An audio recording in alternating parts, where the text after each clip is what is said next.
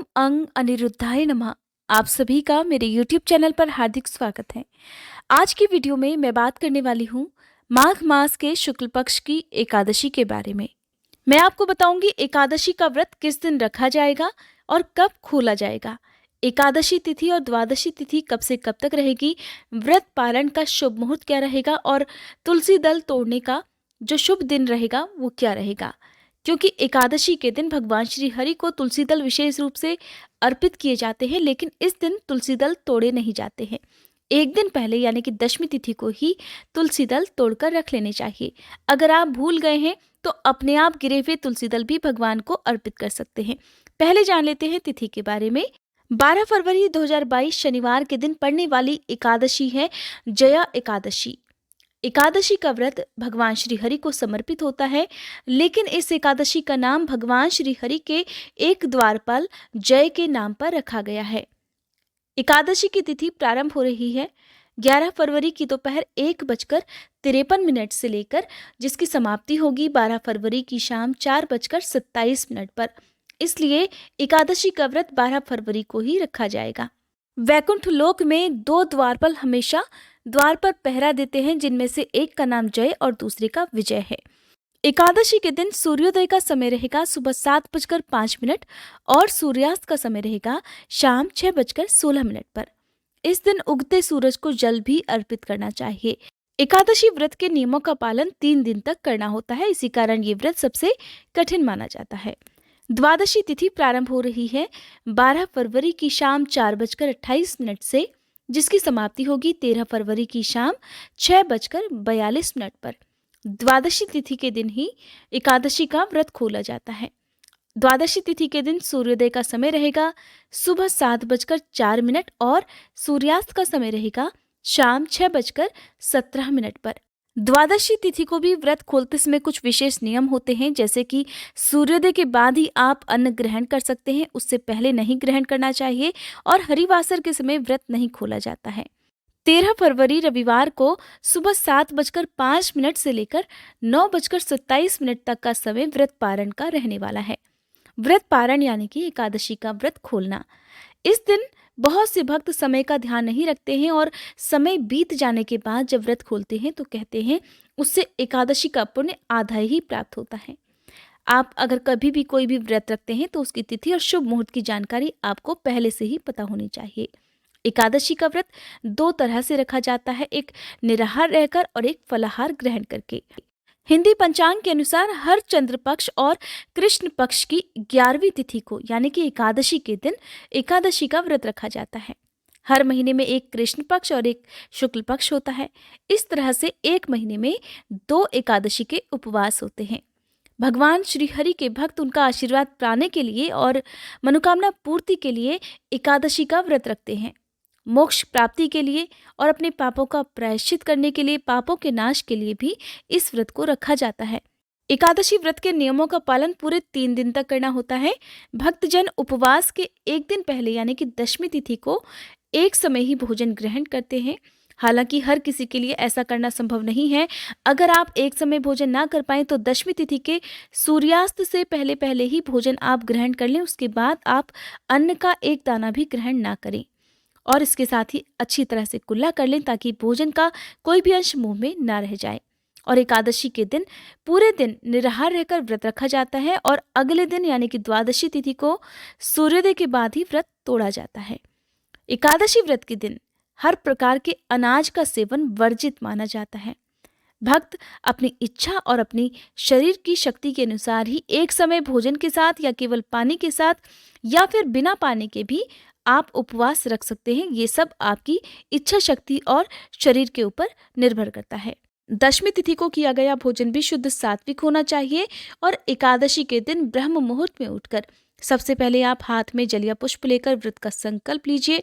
फिर स्नान करने के बाद साफ स्वच्छ पीले वस्त्र धारण करने चाहिए, क्योंकि पीला रंग भगवान श्री हरि को बहुत प्रिय होता है।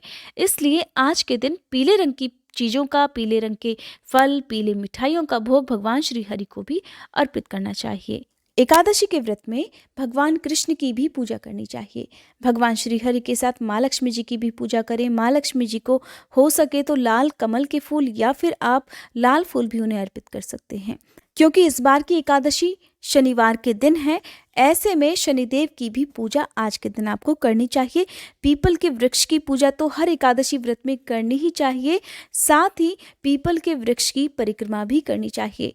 अगर किसी विशेष मनोकामना पूर्ति के लिए आप इस व्रत को रखते हैं, तब परिक्रमा करते समय आपको इस विशेष मंत्र का भी जाप करना चाहिए। कौणस्य पिंगलो वभ्रु कृष्णो रौद्रांत करे यमः, सौरी शनिश्चरो मंद पिप्लादेल संस्तुतः, एताति दशम नाभानि प्रातरुक्थाय य पठोत, शनिश्चरे कृता पीड़ा न मदाचित भविष्यति। माना जाता है कि पीपल के वृक्ष के नीचे बैठकर अगर किसी विशेष मंत्र का जाप किया जाए तो मनोकामना जल्दी पूरी हो सकती है। आप विष्णु चालीसा का पाठ भी पीपल के वृक्ष के नीचे बैठकर कर सकते हैं। शनिदेव के मंदिर में एक दिया आज के दिन जरूर जलाना चाहिए। सुबह भगवान श्रीहरि की पूजा करते समय आप भगवान श्रीहरि को चंदन का तिलक लगाएं, पीले फल फूल अर्पित करें, उन्हें जनेऊ अर्पित करें। माँ लक्ष्मी जी को आप तिलक लगाएं और धूप दीपक जलाकर फिर मंत्रों के जाप के साथ ही पूजा करनी चाहिए। व्रत की कथा पढ़नी या सुननी चाहिए। विष्णु चालीसा का या विष्णु सहस्त्र नाम का पाठ करना या सुनना चाहिए। इस प्रकार सबसे अंत में आरती करके क्षमा याचना करनी चाहिए। अगर आप चाहें तो फिर दिन भर उपवास भी रख सकते हैं। जो भक्त निराहार नहीं रह सकते उन्हें शाम की पूजा करने के बाद फलाहार ग्रहण कर लेना चाहिए। फलाहार में आप शाम को कुट्टू का आटा या सिंघाड़े के आटे का प्रयोग भी कर सकते हैं। आप चाहें तो हलवा खा सकते हैं या फिर आप सेंधा नमक का प्रयोग भी कर सकते हैं। हालांकि सेंधा नमक का प्रयोग एकादशी के व्रत में नहीं करना चाहिए, लेकिन कुछ लोग ऐसे भी होते हैं जिन्हें डायबिटीज़ है या सेहत से जुड़ी कोई समस्या है जिसके कारण मीठा भोजन उन्हें अलाउ नहीं होता या वे मीठा भोजन नहीं कर सकते। उस कंडीशन में आप सेंधा नमक का प्रयोग भी कर सकते हैं। एकादशी का व्रत रखने वाले भक्तों को वैसे तो रात्रि जागरण करना चाहिए, लेकिन हर किसी के लिए ऐसा करना संभव नहीं होता है। तो रात को जितनी देर तक हो सके उतनी देर तक जागरण करते हुए आपको भजन कीर्तन करने चाहिए या आप किसी विशेष मंत्र का भी जाप कर सकते हैं।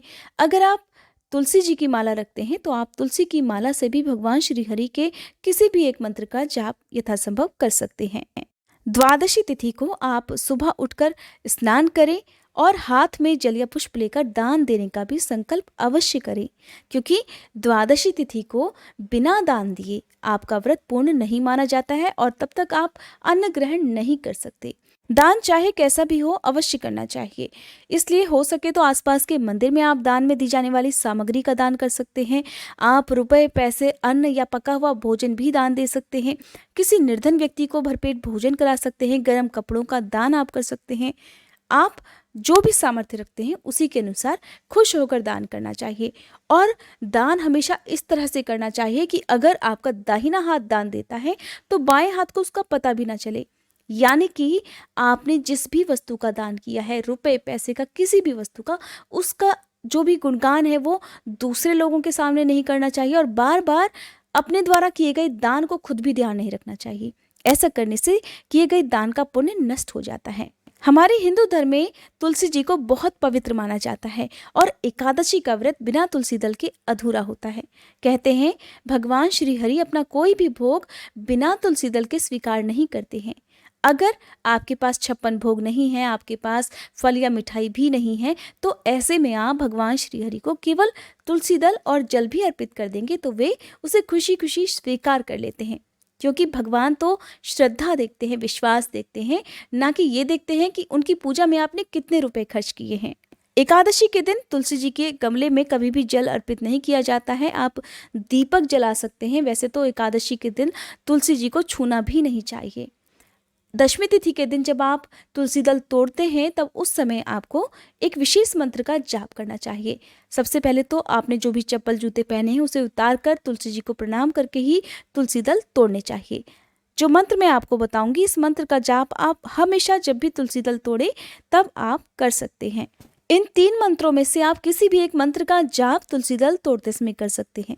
ये मंत्र हैं ओम सुभद्राय नमः, ओम सुप्रभाय नमः या फिर मातस तुलसी गोविंद हृदयानंद कारिणी नारायणस्य पूजार्थम चिनोमि त्वाम नमोस्तुते। एकादशी और द्वादशी तिथि दोनों ही दिन में आपको भगवान श्री हरि को भोग लगाते समय तुलसी दल अवश्य अर्पित करनी चाहिए। रविवार के दिन क्योंकि तुलसी जी में ना तो जल अर्पित किया जाता है, ना ही तुलसी दल तोड़े जाते हैं, इसलिए आपको पहले से ही तुलसी दल तोड़कर रख लेने चाहिए। द्वादशी तिथि को क्या खाकर व्रत खोलना चाहिए? तो देखिए, इस दिन आप दाल, रोटी, सब्जी, कोई भी मौसमी सब्जी जो इस समय अवेलेबल होती हैं, आप उन्हें भी बना सकते हैं। चाहे तो सेंधा नमक का प्रयोग करें, बहुत अच्छी बात है, नहीं तो आप सादे नमक का प्रयोग भी कर सकते हैं और उसी का भोग भगवान को लगा सकते हैं। लेकिन लहसुन प्याज का प्रयोग भूल कर भी आपको नहीं करना है। और जो भी भोजन आप बनाते हैं, हो सके तो उसका पहला हिस्सा आप गाय के लिए निकाल कर रखें, या फिर आप उसी भोजन में से किसी जरूरतमंद को भी भरपेट भोजन करा सकते हैं। इस तरह से दान में दी जाने वाली सामग्री के बारे में भी मैं आपको बता दूं कि दान में आप जो भी सामग्री दें, उसे सबसे पहले आप पूजा करते समय मंदिर में जरूर रखें, भगवान श्री हरि के चरणों में रखें और फिर भगवान श्री हरि से क्षमा याचना जरूर करें कि एकादशी व्रत में या द्वादशी तिथि के दिन जाने अनजाने में अगर आपसे कोई भी ऐसा काम हुआ हो, कोई भी ऐसी गलती हुई हो जो कि नहीं होनी चाहिए, उसके लिए भगवान श्री हरि आपको क्षमा कर सकें। एकादशी के व्रत में पितरों का भी ध्यान अवश्य करना चाहिए।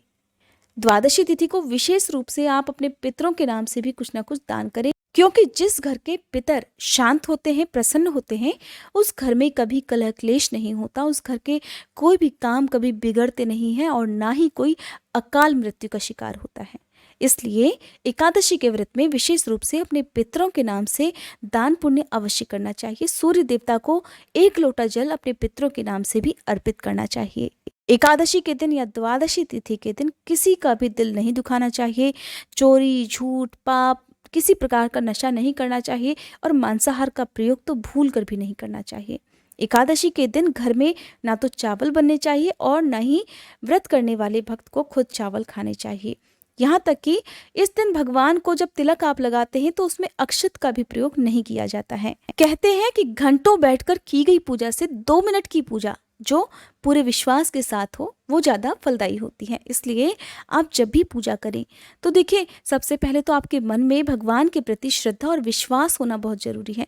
आप अपनी सारी चिंताओं को भगवान के चरणों में छोड़ दीजिए। सब जानते हैं कि आजकल की भागदौड़ भरी जिंदगी में सबसे पहली बात तो मानसिक सुकून लोगों का खत्म हो गया है।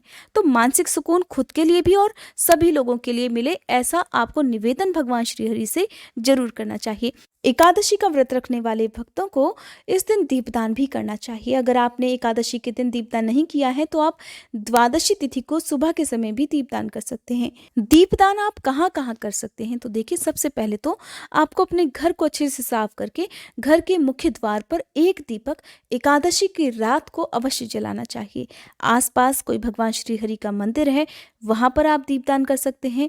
कोई पवित्र वृक्ष अगर आपके आसपास है, जैसे कि पीपल का, बरगद का, या फिर बेल वृक्ष है, केले का पेड़ है या फिर पीपल का है, तो आप वहां पर भी दीपदान कर सकते हैं। नहीं तो अगर आपके आसपास कोई नदी है, वहां पर आप बहते जल में भी दीपदान कर सकते हैं।